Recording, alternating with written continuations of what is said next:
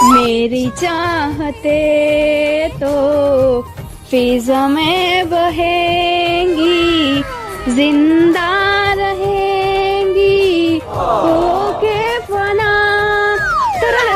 तररतुम ना ना ना ना ना ना। કેમ હે બાકી આપણો અવાજ? એક નંબર હે બેન, એક નંબર. તો પછી શ્રેયા ઘોષાલે મારી પાસે શીખવા આવી હતી, એને થોડું આવડતું તું.